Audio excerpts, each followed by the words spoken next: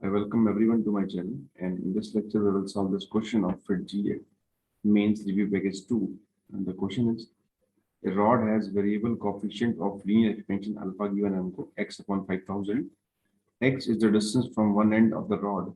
If the length of the rod is 1 meter, find the increasing length of the rod on increasing temperature by 100 degree Celsius. मतलब एक rod है, उस rod का temperature बढ़ाया गया 100 degree से, तो उसकी लेंथ में कितना चेंज आएगा वो हमको निकालना है, कितना इंक्रीज होगा. तो उसके लिए देख सकते हैं यहाँ पे कि जो अल्फा हमको गिवन है, मतलब कोएफिशिएंट ऑफ लीनियर एक्सपेंशन, वो वेरिएबल है.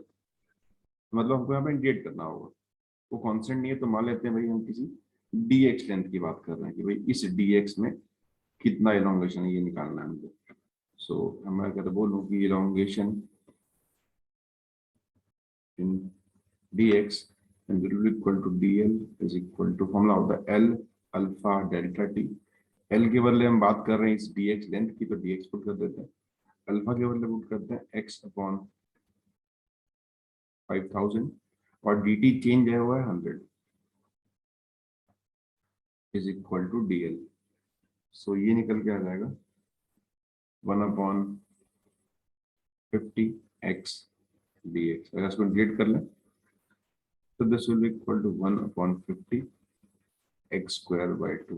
x की लिमिट क्या होगी, x है लेंथ रॉड की, भाई लिमिट है x की 0 से लेकर 1 तक.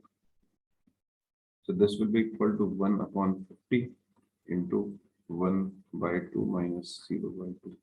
So this is equal to 1 upon 100 and this is meter. That means this is equal to 1 centimeter. तो इतनी इसमें एलोंगेशन हो जाएगी जो हम सिंपली निकाल सकते हैं. बहुत इजी सवाल था एक्सपेंशन का. So this is all about this question. Thanks for watching.